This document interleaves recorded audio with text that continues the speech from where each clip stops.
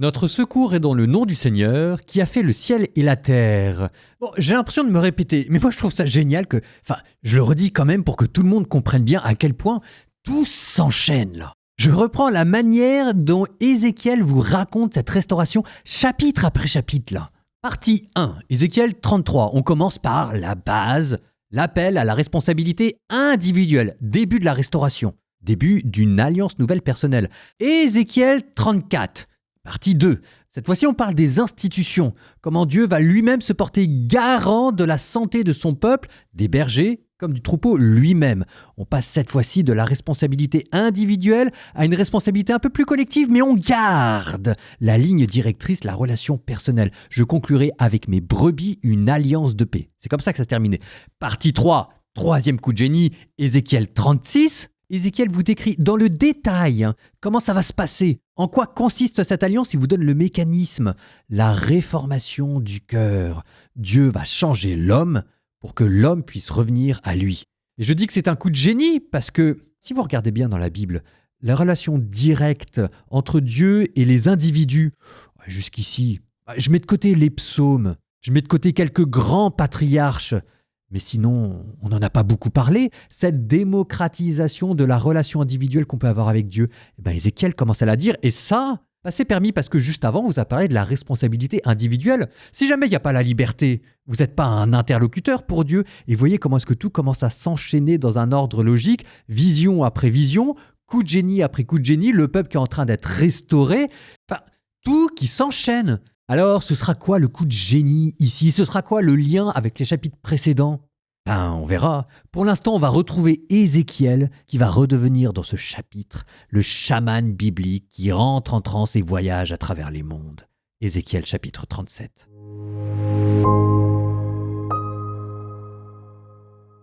La main du Seigneur se posa sur moi, par son esprit, il m'emporta et me déposa au milieu d'une vallée. Elle était pleine d'ossements. Il me fit circuler parmi eux. Le sol de la vallée en était couvert, et ils étaient tout à fait desséchés. Alors le Seigneur me dit, « Fils d'homme, ces ossements peuvent-ils revivre ?» Je lui répondis, « Seigneur Dieu, c'est toi qui le sais. » Il me dit alors, « Prophétise sur ces ossements, tu leur diras, « Ossements desséchés, écoutez la parole du Seigneur. Ainsi parle le Seigneur Dieu à ces ossements.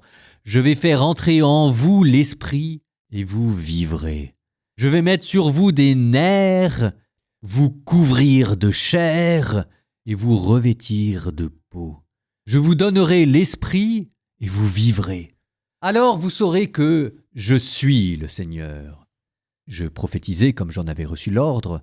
Pendant que je prophétisais, il y eut un bruit, puis une violente secousse, et les ossements se rapprochèrent les uns des autres. Je vis qu'ils se couvraient de nerfs, la chair qui repoussait, la peau qui le recouvrait, mais il n'y avait pas d'esprit en eux. Le Seigneur me dit alors, « Adresse une prophétie à l'esprit. Prophétise, fils d'homme, dis à l'esprit, ainsi parle le Seigneur. » Viens des quatre vents, esprit, souffle sur ces morts, et qu'ils vivent. Je prophétisai comme il m'en avait donné l'ordre, et l'esprit entra en eux, ils revinrent à la vie, et ils se dressèrent sur leurs pieds, c'était une armée immense. Puis le Seigneur me dit, « Fils d'homme, ces ossements, c'est toute la maison d'Israël, car ils disent, « Nos ossements sont desséchés, notre espérance est détruite, nous sommes perdus. » C'est pourquoi prophétise. Tu leur diras, « Ainsi parle le Seigneur Dieu.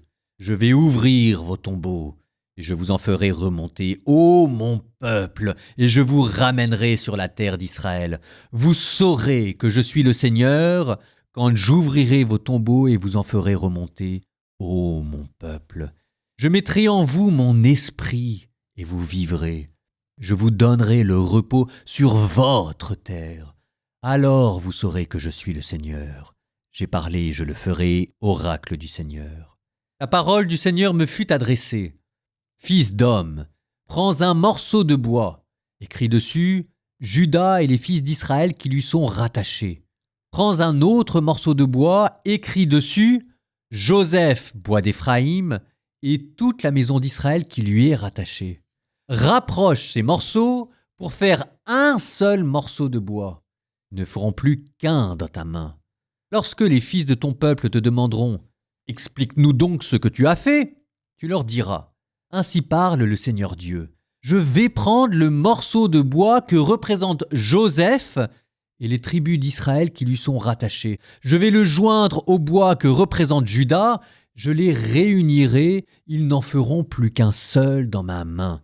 Et les morceaux de bois sur lesquels tu auras écrit seront dans ta main, sous leurs yeux. Tu leur diras, ainsi parle le Seigneur Dieu. Je vais prendre les fils d'Israël parmi les nations où ils sont allés. Je les rassemblerai de partout et les ramènerai sur leur terre. J'en ferai une seule nation dans le pays sur les montagnes d'Israël. Ils n'auront tous qu'un seul roi. Ils ne formeront plus deux nations. Ils ne seront plus divisés en deux royaumes.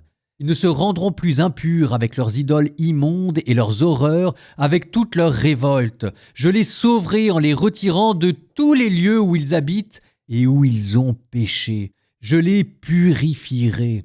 Alors ils seront mon peuple, et moi je serai leur Dieu. Mon serviteur David régnera sur eux. Ils n'auront tous qu'un seul berger. Ils marcheront selon mes ordonnances, ils garderont mes décrets et les mettront en pratique. Ils habiteront le pays que j'ai donné à mon serviteur Jacob, le pays que leurs pères ont habité. Ils l'habiteront eux-mêmes et leurs fils, et les fils de leurs filles pour toujours. David, mon serviteur, sera leur prince pour toujours. Je conclurai avec eux une alliance de paix, une alliance éternelle. Je les rétablirai, je les multiplierai, je mettrai mon sanctuaire au milieu d'eux pour toujours.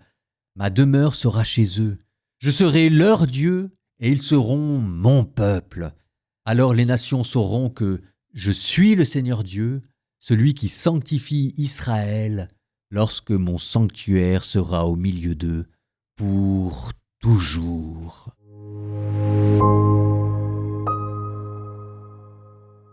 Je vous ai parlé de chamanisme parce que quand même, c'est là vraiment ça me frappe quoi. Dans les expériences, dans les récits de chamans amérindiens sibériens, eux aussi vont visiter le royaume des morts. Eux aussi, comme Ézéchiel, ont comme des sortes de transes dans lesquelles ils sortent de leur corps. Puis dans le chamanisme aussi, il y a comme une force créatrice, une force vitale qui vient donner vie.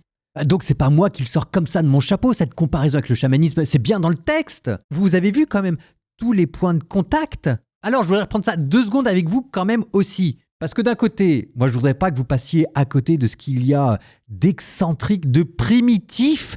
On a l'impression qu'on rejoint là à quelque chose de diffus, quelque chose vraiment d'archaïque dans l'histoire de l'humanité, dans les religions. Et en même temps, je voudrais pas vous faire croire que tout est dans tout. Je veux dire, ça reste la Bible. On n'est pas dans le New Age. Maintenant, je vous donne aussi les différences. Moi, je l'aime bien cette comparaison parce que ça permet de mieux décrire le mécanisme. Puis je suppose que ça nous permet d'avoir des points de contact avec la culture moderne. Parce que, je suis désolé, mais en France, le chamanisme, ça explose. Donc c'est bien d'essayer de comprendre ce qu'il y a derrière les mécanismes, d'essayer de voir comment on peut dialoguer avec cette culture-là. Et en même temps, on ne fait pas n'importe quoi avec. Donc, reprenons la différence. C'est quoi ce que Ézéchiel corrige par rapport au chamanisme qui peut y avoir de déviant ? Déjà, quand le chaman entre en transe, c'est généralement par des procédés artificiels. Des substances hallucinogènes, des psychotropes, ou alors on danse jusqu'à l'épuisement du cerveau. Alors que là, dans Ézéchiel, quand il entre en transe, c'est de manière passive. C'est pas lui qui a l'initiative. Il est saisi. Ça fait une énorme différence. C'est-à-dire que là, la vision, elle n'est pas artificielle. Alors, il y aurait plein de choses à dire sur l'usage des psychotropes dans les transes chamaniques. Il y avait des très très bons podcasts là-dedans. Enfin, je ne vais pas rentrer. Si, juste une phrase. C'était en fait, c'est ce que j'avais vu, c'était que les psychotropes, en fait, ça permettait de mettre de côté, de débrancher comme son cerveau pour que la réalité qui est médiatisée à travers les concepts habituels que l'on utilise apparaisse de manière plus crue et plus brutale. Ce qui explique d'ailleurs pourquoi est-ce que les chamans perdent le contrôle de leur esprit et qu'ensuite ils ne se souviennent plus ou ils ont du mal à raconter ce qu'ils ont vu. Tandis que là, Ézéchiel, ce qui vous donnera d'ailleurs Saint Paul, le prophète reste maître de son esprit. Comme c'est pas artificiel, vous restez dans la pleine possession de vos moyens. Dieu respecte votre esprit et c'est Dieu qui a été à l'initiative. Ça fait une énorme différence.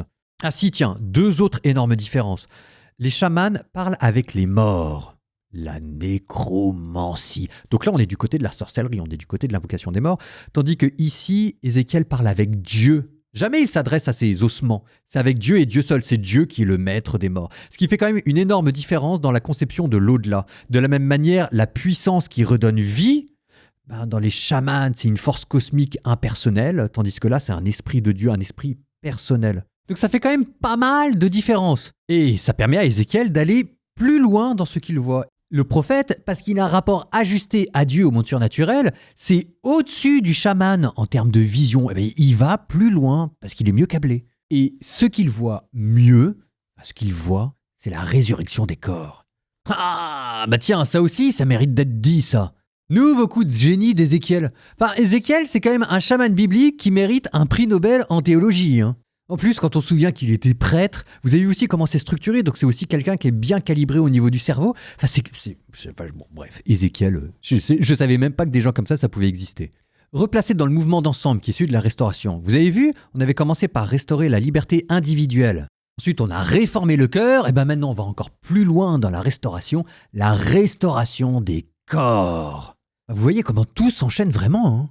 Jusqu'ici, la résurrection, la Bible n'en parle pas trop, hein. On a parlé du Sheol, le royaume des morts, où les âmes errantes errent après la mort. Alors on a vu quelques indications quand même de la résurrection, dans Job et dans Isaïe, si vous vous souvenez bien. Mais là, pour le coup, Ézéchiel, il va franco, quoi, en mettant les mains dans le cambouis, si jamais je puis dire. Une résurrection progressive, on voit les os qui se rapprochent, les tendons qui se remettent, la chair qui vient couvrir. Enfin, on regarde un petit peu en se demandant jusqu'où ça va nous amener, cette affaire. On peut pas faire plus clair comme annonce de la résurrection de la chair.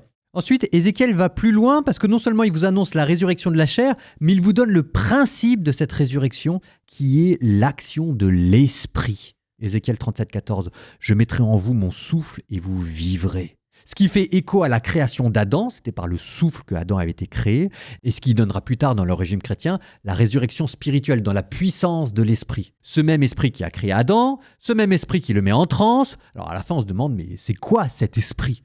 Bon, ça pour le coup, mes petits bichons, il faudra attendre Jésus pour savoir c'est quoi cet esprit, il n'a pas encore été révélé.